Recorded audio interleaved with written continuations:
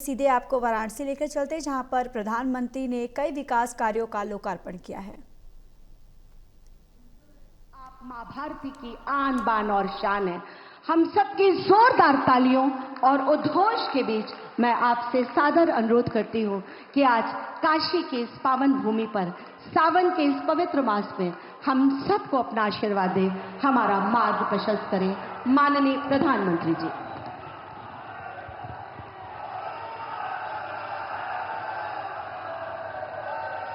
नमः पार्वती पतये हर हर महादेव।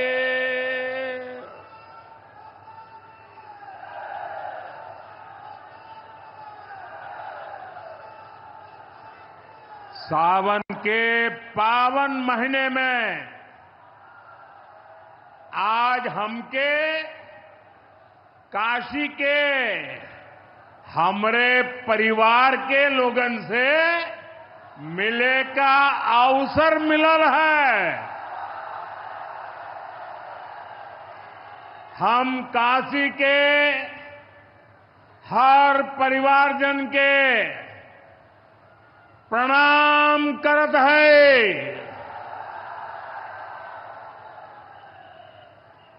यूपी के मुख्यमंत्री योगी आदित्यनाथ जी, डिप्टी सीएम केशव प्रसाद मौर्य जी, ब्रजेश पाठक जी, पटना से हमारे साथ जुड़े कृषि मंत्री शिवराज सिंह चौहान जी,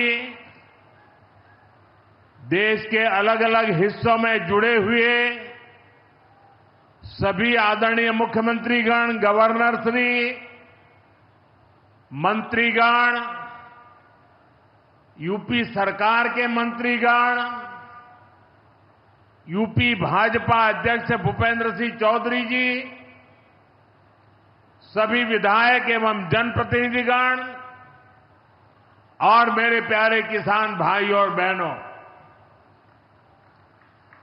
और विशेष रूप से काशी के मेरे मालिक जनता जनार्दन,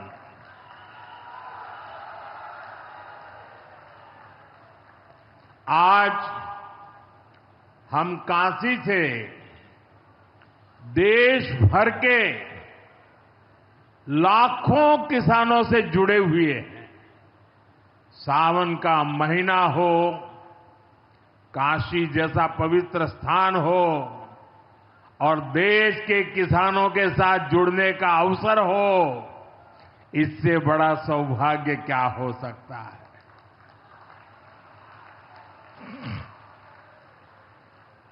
आज मैं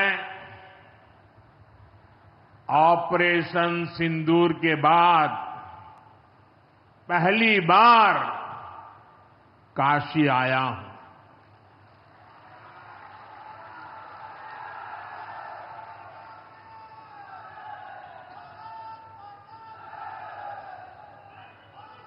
जब 22 अप्रैल को पहलगाम में आतंकी हमला हुआ था, 26 निर्दोष लोगों की इतनी बेरहमी से हत्या कर दी गई। उनके परिवार की पीड़ा, उन बच्चों का दुख, उन बेटियों की वेदना, मेरा हृदय बहुत तकलीफ से भर गया था। तब मैं बाबा विश्वनाथ से यही मना रहा था कि सभी पीड़ित परिवारों को ये दुख सहने की हिम्मत दे। काशी के मेरे मालिकों, मैंने अपनी बेटियों के सिंदूर का बदला लेने का जो वचन दिया था,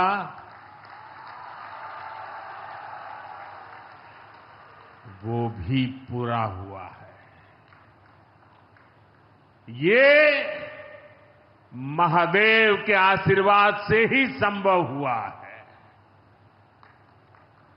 मैं ऑपरेशन सिंदूर की सफलता को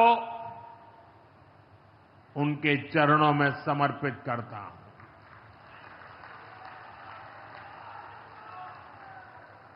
साथियों,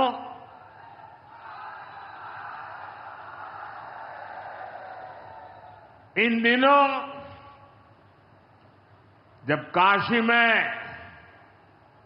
गंगा जल लेकर जाते हुए शिव भक्तों की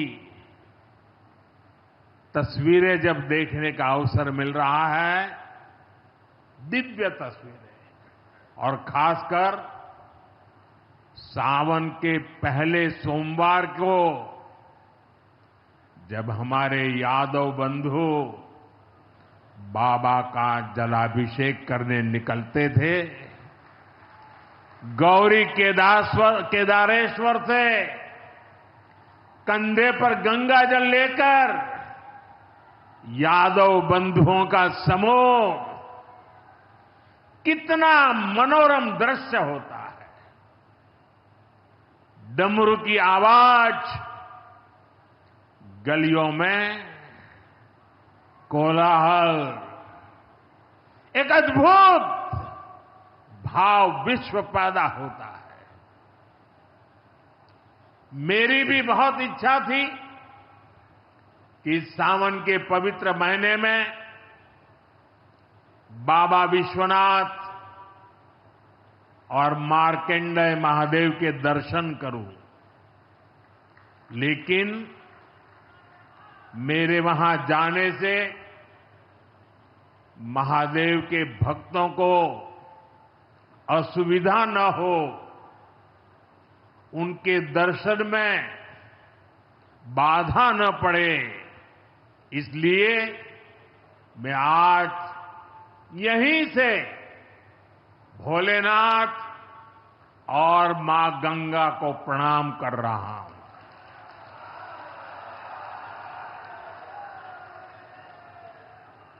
हम सेवापुरी के ई मंच से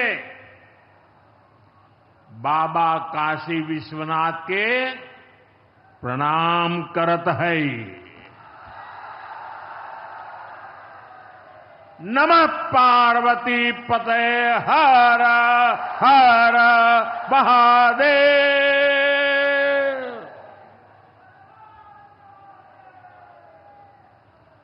साथियों, कुछ दिनों पहले मैं तमिलनाडु में था। मैं वहां 1000 साल पुराने एक ऐतिहासिक मंदिर गया था, गंगईकोंडा चोलापुरम मंदिर। ये मंदिर देश की शैव परंपरा का एक प्राचीन केंद्र है। ये मंदिर हमारे देश के महान और प्रसिद्ध महान राजा राजेंद्र चोल ने बनवाया था। राजेंद्र चोल ने उत्तर भारत से गंगा जल मंगवाकर उत्तर को दक्षिण से जोड़ा था। 1000 साल पहले अपनी शिव भक्ति और शैव परंपरा के जरिए राजेंद्र चोल ने एक भारत श्रेष्ठ भारत का उद्घोष किया। आज काशी तमिल संगमम जैसे प्रयासों के जरिए हम उसे आगे बढ़ाने का एक नम्र प्रयास कर रहे हैं। और मैं जब अभी अभी गंगईकोंडा चोलापुरम गया तो मेरे लिए बहुत संतोष की बात है कि 1000 साल बाद आपके आशीर्वाद से मैं भी गंगा जल लेकर वहां गया था। मां गंगा के आशीर्वाद से बहुत ही पवित्र माहौल में वहां पूजा संपन्न हुई। गंगा जल से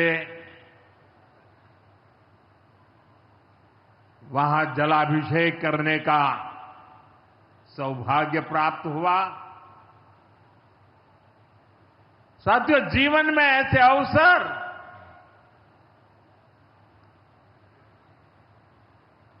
बहुत प्रेरणा देते हैं। देश की एकता की हर बात नई चेतना जगा देती है और तभी तो ऑपरेशन सिंदूर सफल होता है।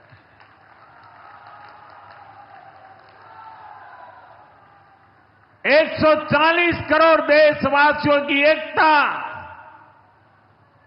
ऑपरेशन सिंदूर की ताकत बन जाती है। साथियों, ऑपरेशन सिंदूर जवानों के पराक्रम का वो पल और आज किसानों को प्रणाम करने का अवसर। आज यहां एक विराट किसान उत्सव का आयोजन हो रहा है। देश के 10 करोड़ किसान भाइयों बहनों के खातों में 21,000 करोड़ रुपए पीएम किसान सम्मान निधि के रूप में भेजे गए हैं। और जब काशी से धन जाता है ना, वो तो अपने आप प्रसाद बन जाता है।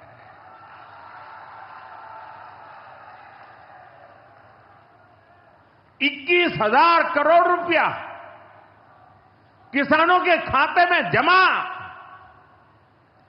साथियों, आज यहां भी 2,000 करोड़ रुपए से ज्यादा की विकास परियोजनाओं का लोकार्पण और शिलान्यास भी हुआ है। बाबा के आशीर्वाद से काशी में विकास की अविरल धारा मां गंगा के साथ साथ आगे बढ़ रही है। मैं आप सभी को, देश के किसानों को बहुत बहुत बधाई देता हूं। अभी कुछ ही दिन पहले काशी में सांसद टूरिस्ट गाइड प्रतियोगिता भी आयोजित की गई थी। यानी स्पर्धा के द्वारा स्किल डेवलपमेंट, स्वयं प्रयास से स्किल डेवलपमेंट, उसके अनेक प्रयोग आज काशी की भूमि में हो रहे हैं। आने वाले दिनों में काशी सांसद फोटोग्राफी प्रतियोगिता, सांसद रोजगार मेला समेत कई और आयोजन भी होने वाले हैं। मैं यहां सरकार के सभी मुलाजिमों को, सरकार के सभी अधिकारियों को भी सार्वजनिक रूप से बहुत बहुत बधाई देता हूं, ताकि वे जनभागीदारी से युवा पीढ़ी को जोड़ करके ऐसे अद्भुत कार्यक्रमों की रचना करते हैं और सफलतापूर्वक उसको आगे बढ़ाते हैं। इस काम में जुड़े हुए सभी अधिकारी भी बहुत बहुत बधाई के पात्र हैं। जो ये प्रतियोगिता में हिस्सा ले रहे हैं उनको भी मेरी बहुत बहुत शुभकामनाएं हैं। साथियों, हमारी सरकार निरंतर किसानों की खुशहाली के लिए काम कर रही है। पहले की सरकारों में किसानों के नाम पर हुई एक घोषणा भी पूरी होना मुश्किल होता था, लेकिन भाजपा सरकार जो कहती है वो करके दिखाती है। आज पीएम किसान सम्मान निधि सरकार के पक्के इरादों का उदाहरण बन चुकी है। भाइयों बहनों, आपको याद होगा 2019 में जब पीएम किसान सम्मान निधि शुरू हुई थी, तब सपा, कांग्रेस जैसे विकास विरोधी लोग, विकास विरोधी दल कैसी कैसी अफवाहें फैला रहे थे, लोगों को गुमराह कर रहे थे, किसानों को उलझन में डालते थे। कोई कहता था मोदी भले योजना लाया, लेकिन 2019 का चुनाव जाएगा ये सब बंद हो जाएगा। इतना ही नहीं, मोदी ने जो पैसा अभी जमा किया है ना वो भी वापस निकाल देगा। कैसा झूठ बोलते हैं। और यही देश का दुर्भाग्य है कि निराशा की गर्त में डूबा हुआ विरोधी मानसिकता वाले लोग ऐसी ही झूठी सच्चाई को लेकर के जी रहे हैं। ये सिर्फ किसानों से, देश के लोगों से झूठ बोल सकते हैं। आप मुझे बताइए, क्या इतने वर्षों में कभी एक भी किस्त बंद हुई क्या? पीएम किसान सम्मान निधि बिना ब्रेक के जारी है। आज तक 4.25 लाख करोड़ रुपए, आंकड़ा याद रखना, 4.25 लाख करोड़ रुपए किसानों के खाते में भेजे जा चुके हैं। जरा आप मेरे साथ बोलेंगे कितने? 4.25 लाख करोड़। कितने? कितने? कितने? और ये 4.25 लाख करोड़ इतने रुपये किसके खाते में जमा किए? किसके खाते में जमा किए?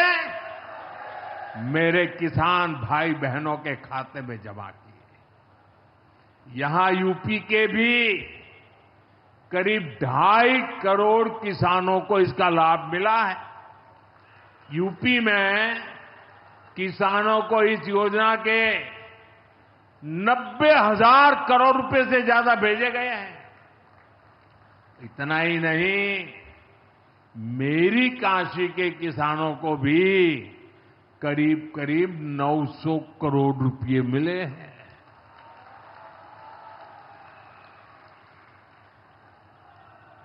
आपने ऐसा सांसद चुना कि आपके खाते में 900 करोड़ रुपया आया है।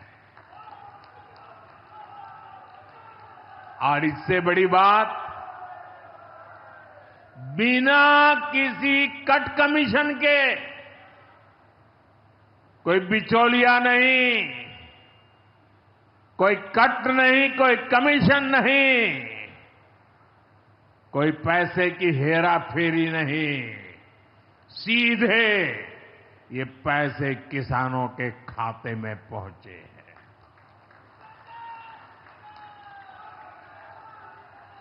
और मोदी ने ये परमानेंट व्यवस्था बना दी है। ना लीकेज होगी, न गरीब का हक छीना जाएगा। साथियों, मोदी के विकास का मंत्र है, जो जितना पिछड़ा उसे उतनी ज्यादा प्राथमिकता। जो जितना पिछड़ा उसे ज्यादा प्राथमिकता। इस महीने केंद्र सरकार ने एक और बड़ी योजना को मंजूरी दी है। इसका नाम है प्रधानमंत्री धन धान्य कृषि योजना। इस योजना पर 24,000 करोड़ रुपए किसानों के कल्याण के लिए, कृषि व्यवस्था के लिए, कृषि विकास के लिए 24,000 करोड़ रुपए खर्च किए जाएंगे। देश के ऐसे जिले जो पिछली सरकारों की गलत नीतियों के कारण विकास की राह में पिछड़ गए, पिछड़े रह गए, जो कृषि उत्पादन भी कम हो रहा है, जहां किसानों की आमदनी भी कम है, अरे कोई पूछने वाला नहीं था, उन जिलों पर प्रधानमंत्री धन धान्य कृषि योजना का फोकस होगा। इससे यूपी के भी लाखों किसानों को फायदा होगा। साथियों, किसानों के जीवन में बदलाव के लिए, उनकी आय बढ़ाने के लिए, खेती पर होने वाला खर्च कम करने के लिए एनडीए सरकार पूरी शक्ति से काम कर रही है, पूरी ताकत लगा रही है। हम बीज से बाजार तक किसानों के साथ खड़े हैं। खेतों तक पानी पहुंचे, इसके लिए देश में लाखों करोड़ रुपए की सिंचाई योजना चलाई जा रही है। साथियों, किसानों के सामने एक बड़ी चुनौती मौसम की होती रही है। कभी ज्यादा बारिश हो गई, कभी ओला गिर गया, पाला पड़ गया। किसानों को इससे सुरक्षा देने के लिए पीएम फसल बीमा योजना शुरू हुई। इस योजना के तहत, यह आंकड़ा भी याद रखिए, इस बीमा योजना के तहत अब तक 2.25 लाख करोड़ रुपए, 2.25 लाख करोड़ रुपए से ज्यादा का क्लेम किसानों को दिया जा चुका है। बीमा के माध्यम से 2.25 लाख करोड़ रुपया। कितना बताएंगे? कितना? 2.25 लाख करोड़ रुपया। साथियों, हमारी सरकार यह भी सुनिश्चित कर रही है कि आपको आपकी फसल की सही कीमत मिले। इसके लिए फसलों की एमएसपी में रिकॉर्ड वृद्धि हुई है। धान और गेहूं जैसी प्रमुख फसलों की एमएसपी भी बढ़ाई गई है। आपकी उपज सुरक्षित रहे, इसलिए सरकार देश में हजारों नए गोदाम भी बनवा रही है। भाइयों बहनों, हमारा जोर कृषि अर्थव्यवस्था में महिलाओं की भागीदारी बढ़ाने पर भी है। हम लखपति दीदी अभियान चला रहे हैं। हमारा लक्ष्य देश में 3 करोड़ लखपति दीदी बनाने का है। 3 करोड़ लखपति दीदी। ये सपा वाले तो ये आंकड़ा सुनकर के ही साइकिल लेके भाग जाएंगे। अब तक 1.5 करोड़ से ज्यादा लखपति दीदी भी बन चुकी है। 3 करोड़ का लक्ष्य में से आधा काम पूरा कर लिया। 1.5 करोड़ गांव में काम करने वाली गरीब परिवार की, किसान परिवार की हमारी बहनें, 1.5 करोड़ बहनें लखपति दीदी बन जाए, ये बहुत बड़ा काम हो रहा है। सरकार के ड्रोन दीदी अभियान ने भी लाखों बहनों की आय बढ़ाई है। साथियों, हमारी सरकार कृषि से जुड़ी आधुनिक रिसर्च को खेतों तक पहुंचाने में भी जुटी है। इसके लिए मई और जून के महीने में खास तौर पर विकसित कृषि संकल्प अभियान चलाया गया। लैब से लैंड के मंत्र के साथ 1.25 करोड़ से अधिक किसानों से सीधा संवाद किया गया। हमारे देश में माना गया है और यह व्यवस्था भी है कि कृषि ये राज्य का विषय है और सही भी है। लेकिन उसके बावजूद भी भारत सरकार को लगा, एनडीए सरकार को लगा, मोदी सरकार को लगा कि भले विषय राज्य का हो, राज्य करे, कर पाए न कर पाए, बहुत से राज्य जो नहीं कर पाते हैं, तो हमने तय किया कि हम खुद भी कुछ करेंगे और करोड़ों किसानों के साथ सीधा संवाद किया। साथियों, केंद्र सरकार की योजनाओं का लाभ आप सभी तक निरंतर पहुंचता रहे, इस दिशा में आज मुझे आपके साथ एक अहम जानकारी साझा करनी है और उसमें मुझे आपकी मदद भी चाहिए। यहां बैठे हुए लोगों की भी मदद चाहिए। आपको पता है, जनधन योजना के तहत देश में 55 करोड़ गरीबों के बैंक खाते खोले गए। जिनको कभी बैंक का दरवाजा देखने का सौभाग्य नहीं मिला था, ऐसे 55 करोड़ लोगों के खाते, ये मोदी को जब से आपने काम करने का अवसर दिया ना, मैं ये काम कर रहा था। 55 करोड़। अब इस योजना को हाल ही में 10 साल पूरे हुए हैं। अब बैंकिंग क्षेत्र का कुछ नियम है। वो नियम ये कहते हैं कि 10 साल बाद बैंक खातों का दोबारा से केवाईसी करना जरूरी होता है। एक प्रक्रिया पूरी करनी होती है। अब आप बैंक में जाएं, करें या न करें, पहले सब आपको करना होता है।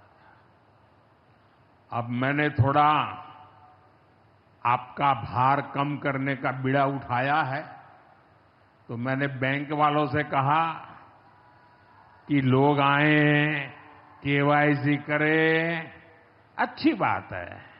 हमें नागरिकों को हमेशा जागृत रखना चाहिए। लेकिन हम क्या एक अभियान चला सकते हैं? मैं आज रिजर्व बैंक का, हमारे देश की सभी बैंकों का, बैंक के सभी कर्ता धर्ताओं का हृदय से अभिनंदन करना चाहता हूं। आज उन्होंने एक ऐसा काम उठाया है जो हमें गर्व से भर देता है। बैंक के लोग इस 10 करोड़ लोगों को, अरे 10 साल के बाद ये 55 करोड़ लोग अपना फिर से रिव्यू करें, इसलिए केवाईसी जो करना है, इस काम को पूरा करने के लिए 1 जुलाई से देश भर में बहुत बड़ा अभियान चल रहा है।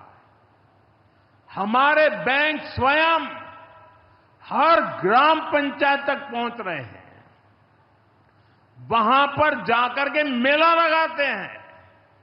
अब तक ऐसी करीब 1 लाख ग्राम पंचायत में बैंक अपने कैंप, अपना मेला लगा चुके हैं। लाखों लोगों ने दोबारा अपना केवाईसी भी करा लिया है और ये अभियान आगे भी चलने वाला है। मैं ऐसे हर साथी जिसका जनधन खाता है उससे आग्रह करूंगा कि वो फिर से अपना केवाईसी जरूर करा ले। साथियों, ग्राम पंचायतों में बैंक जो स्पेशल कैंप लगा रहे हैं, अभी भी लाखों पंचायतों का काम जारी है। मैं समझता हूं कि इन कैंप का फायदा उठाना चाहिए और उसके कई फायदे हैं। एक और फायदा भी है, इन कैंपों में प्रधानमंत्री सुरक्षा बीमा योजना, प्रधानमंत्री जीवन ज्योति बीमा योजना, अटल पेंशन योजना, ऐसी अनेक योजनाओं का रजिस्ट्रेशन भी हो रहा है। और ये बीमा तो ऐसा है कि एक चाय के खर्चे से भी कम खर्चा लग जाता है। ये योजनाएं आपकी बहुत मदद करती है। इसलिए बैंकों ने जो जितना बड़ा अभियान चलाया है, आप इसका बहुत फायदा लीजिए। पूरे देश के लोगों से मैं कहता हूं, आप इन कैंपों में जरूर जाइए। अब अगर आप अब तक इन योजनाओं से नहीं जुड़े हैं तो उनके लिए रजिस्ट्रेशन करवाइए और अपने जनधन खाते का केवाईसी भी कराइए। मैं भाजपा के और एनडीए के सभी प्रतिनिधियों से कहूंगा कि वो ज्यादा से ज्यादा लोगों को इस अभियान के प्रति जागरूक करें। बैंकों से बात करें कब कैंप कहां लगने वाला है, वो क्या मदद हम कर सकते हैं। हम सामने से होकर बैंकों के इतने बड़े काम में हाथ बटाएं, उनको मदद करें और ज्यादा से ज्यादा लोगों को, जहां भी कैंप लगता है उस इलाके के लोगों को इस अभियान से जोड़े। साथियों, आज महादेव की नगरी में विकास और जन कल्याण के इतने काम हुए। शिव का अर्थ ही होता है, शिव का मतलब ही है कल्याण। लेकिन शिव का एक रूप और भी है। शिव का एक रूप तो कल्याण है, शिव का दूसरा रूप है रुद्र रूप। सामने जब आतंक और अन्याय होता है तब हमारे महादेव रुद्र रूप धारण करते हैं। ऑपरेशन सिंदूर के दौरान दुनिया ने भारत का यही रूप देखा है। भारत पर जो वार करेगा वो पाताल में भी नहीं बचेगा।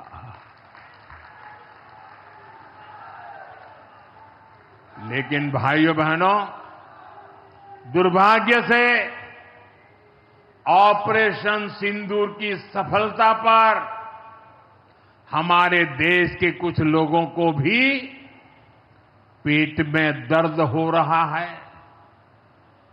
ये कांग्रेस पार्टी और उनके चेले चपाटे, उनके दोस्त इस बात को पचा नहीं पा रहे कि भारत ने पाकिस्तान के आतंकी ठिकानों को तबाह कर दिया। मैं मेरे काशी के मालिकों से पूछना चाहता हूं, भारत की ताकत से आपको गर्व होता है कि नहीं होता है? ऑपरेशन सिंदूर से गर्व होता है कि नहीं होता है?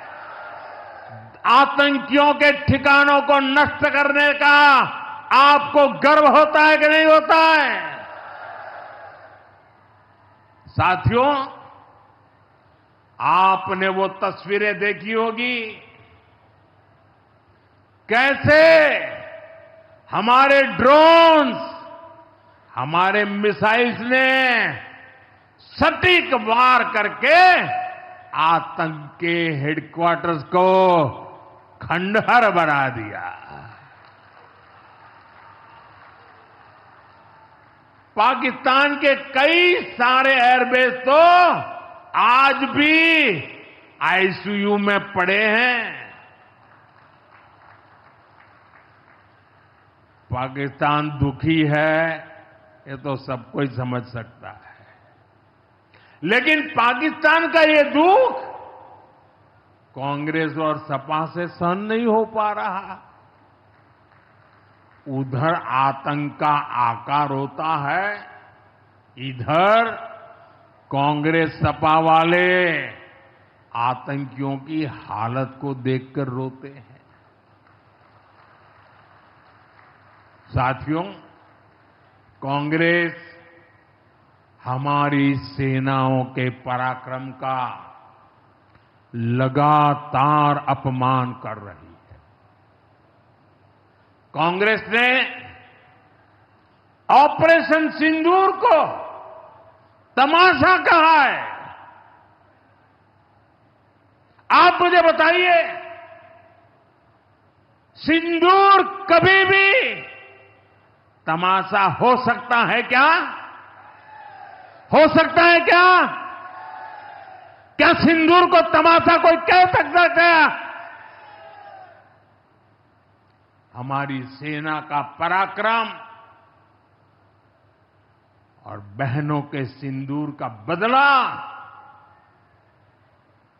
तमाशा कहने की ये हिम्मत, ये निर्लज्जता, भाइयों बहनों, वोट बैंक और तुष्टीकरण की इस राजनीति में ये समाजवादी पार्टी भी पीछे नहीं है। ये सपा के नेता संसद में कह रहे थे, पहलगाम के आतंकवादियों को अभी क्यों मारा? अब बताइए, क्या उनको पूछ फोन करूं क्या? सपा वालों को मारूं क्या ना मारूं? कोई मुझे बताए भाई, सामान्य बुद्धि से बताए, क्या आतंकवादियों को मारने के लिए भी क्या इंतजार करना चाहिए क्या? क्या उन्हें भागने का मौका देना था क्या?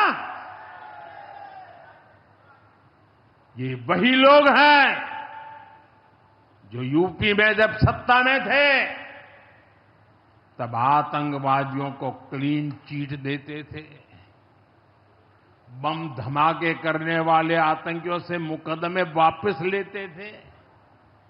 अब उन्हें आतंकवादियों के मारे जाने पर परेशानी हो रही है।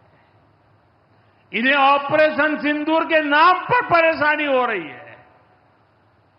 मैं इन लोगों को काशी की धरती से कहना चाहता हूं, ये नया भारत है।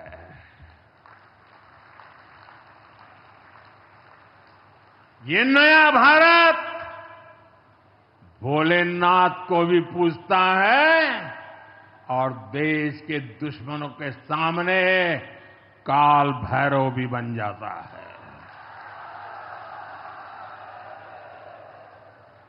साथियों, ऑपरेशन सिंदूर के दौरान भारत के स्वदेशी हथियारों की ताकत पूरी दुनिया ने देखी है। हमारे एयर डिफेंस सिस्टम, हमारी स्वदेशी मिसाइलें,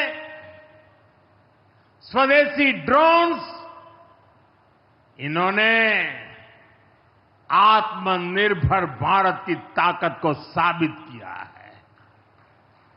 खासकर हमारी ब्रह्मोस मिसाइलें, इनकी दहशत भारत के हर दुश्मन के भीतर भर गई है। पाकिस्तान में कहीं यूं ही ब्रह्मोस आवाज आ जाए ना तो नींद नहीं आती। मेरे प्यारे भाई बहनों, मैं यूपी का सांसद हूं। यूपी के सांसद के नाते मुझे खुशी है कि वो ब्रह्मोस मिसाइलें हमारे यूपी में भी बनेगी।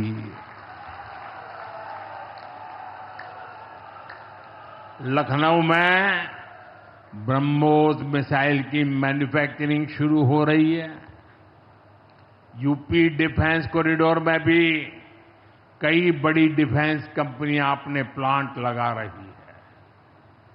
आने वाले समय में यूपी में बने हथियार, हिंदुस्तान के हर भाग में बने हथियार भारतीय सेनाओं की ताकत बनेंगे। मुझे साथियों बताइए, जब ये आत्मनिर्भर सैन्य शक्ति की बात सुनते हैं, आपको गर्व होता है कि नहीं होता है? जरा पूरी ताकत से हाथ ऊपर करके बताइए, आपको गर्व होता है कि नहीं होता है? गर्व होता है कि नहीं होता है? बोले हर हर महादेव। अगर पाकिस्तान ने फिर कोई पाप किया तो यूपी में बनी मिसाइलें आतंकियों को तबाह कर देगी। साथियों, आज यूपी इतनी तेज गति से औद्योगिक विकास कर रहा है। देश और दुनिया की बड़ी बड़ी कंपनियां यहां निवेश कर रही हैं। इसके पीछे भाजपा सरकार की विकासपरक नीतियों की बड़ी भूमिका है। सपा के समय में यूपी में अपराधी बेखौफ थे और निवेशक यहां आने से भी डरते थे, लेकिन भाजपा की सरकार में अपराधी में खौफ है और निवेशक यूपी के भविष्य में भरोसा देख रहे हैं। मैं विकास की इस रफ्तार के लिए यूपी सरकार को बधाई देता हूं। साथियों, मुझे संतोष है कि काशी में विकास का महायज्ञ लगातार जारी है।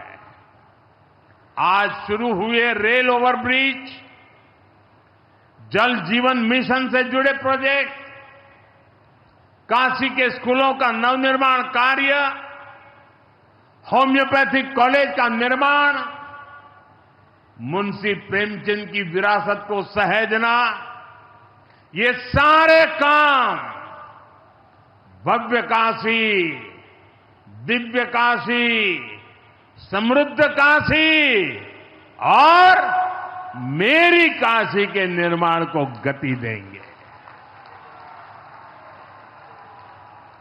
यहां सेवापुरी में आना भी सौभाग्य से ही होता है। ये मां कालका देवी की ड्योढ़ी है। मैं यहां से मां कालका के चरणों में वंदन करता हूं।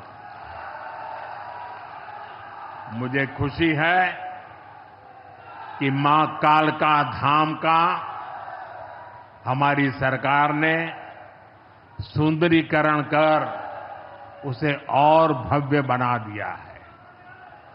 मंदिर तक आना जाना भी आसान हो गया है। सेवापुरी का इतिहास क्रांति का इतिहास रहा है। स्वतंत्रता संग्राम में यहां के अनेकों लोगों ने भागीदारी की थी। यही वो सेवापुरी है जहां महात्मा गांधी की कल्पना साकार हुई। यहां घर घर महिला पुरुष के हाथों में चरखा हुआ करता था। और सहयोग देखिए, अब चांदपुर से भदोई रोड जैसे प्रोजेक्ट से काशी के बुनकरों के साथ भदोही के बुनकर भी जुड़ रहे हैं। इसका लाभ बनारसी सिल्क के बुनकरों को भी होगा और भदोही के कारीगरों को भी होगा। साथियों, काशी बौद्धिक जनों की नगरी है। आज जब हम आर्थिक प्रगति की बात कर रहे हैं तो मैं आपका ध्यान वैश्विक हालातों पर भी ले जाना चाहता हूं। आज दुनिया की अर्थव्यवस्था कई आशंकाओं से गुजर रही है। अस्थिरता का माहौल है।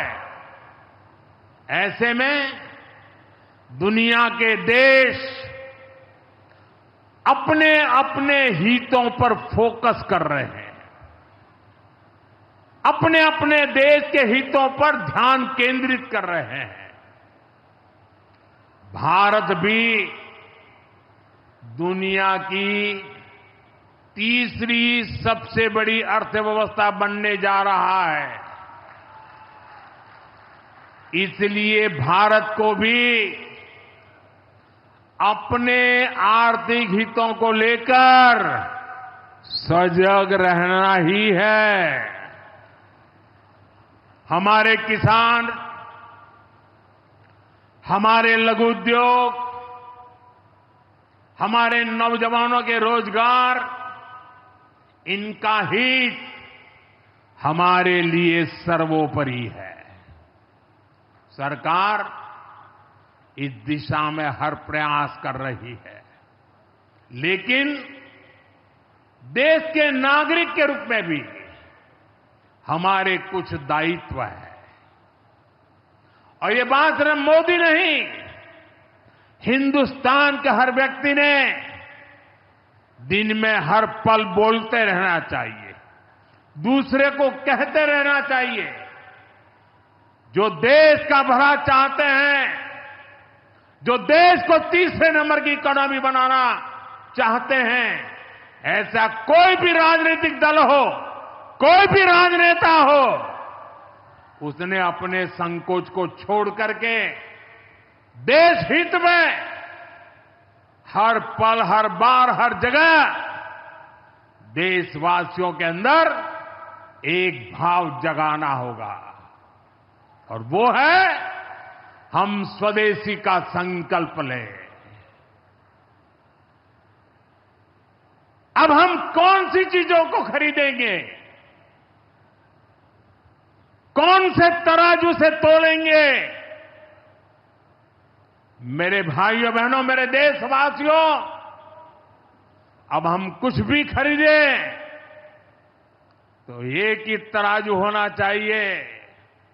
हम उन चीजों को खरीदेंगे जिसे बनाने में किसी न किसी भारतीय का पसीना बहा है।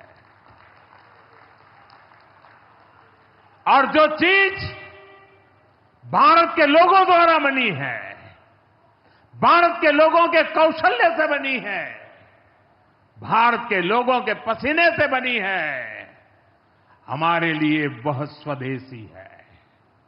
हमें वोकल फॉर लोकल मंत्र को अपनाना होगा। हम संकल्प लें कि हम मेक इन इंडिया प्रोडक्ट्स को ही बढ़ावा देंगे। हमारे घर में जो कुछ भी नया सामान आएगा, मैं नए सामान की बात कर रहा हूं, हमारे घर में जो भी नया सामान आएगा वो स्वदेशी ही होगा। ये जिम्मेदारी हर देशवासी को लेनी होगी। और मैं आज मेरे व्यापार जगत के भाई बहनों से विशेष आग्रह करना चाहता हूं। मैं मेरे दुकानदार भाई बहनों से आग्रह करना चाहता हूं, जब दुनिया इस प्रकार से अस्थिरता के माहौल से गुजर रही है, तब हम भी, चाहे व्यापार हो, छोटी दुकान हो, कारोबार करते हो, अब हम हमारे यहां से सिर्फ और सिर्फ स्वदेशी माल ही बेचेंगे। साथियों, ये स्वदेशी माल बेचने का संकल्प भी देश की सच्ची सेवा होगा। आने वाले महीने त्योहारों के महीने हैं। दिवाली आएगी, बाद में शादियों के समय आएगा।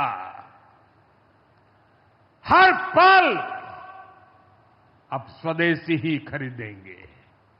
मैंने जब देशवासियों को कहा था मेड इन इंडिया, अब विदेशों में जाकर के शादियां कर करके देश का धन मत लुटाओ।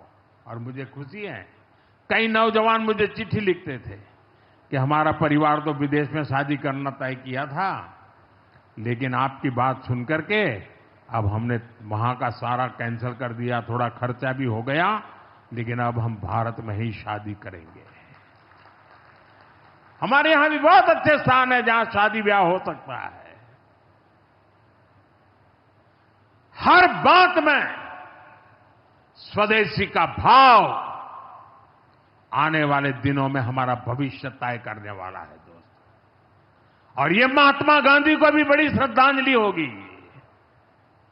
साथियों, सबके प्रयास से ही विकसित भारत का सपना पूरा होगा। एक बार फिर आपको आज के विकास कार्यों की बहुत बहुत बधाई देता हूं। और भविष्य में वोकल फॉर लोकल खरीदेंगे तो स्वदेशी खरीदेंगे, घर सजाएंगे तो स्वदेशी से सजाएंगे, जिंदगी बढ़ाएंगे तो स्वदेशी से बढ़ाएंगे। इस मंत्र को लेकर के चल पड़े। बहुत बहुत धन्यवाद। मेरे साथ बोले हर हर महादेव।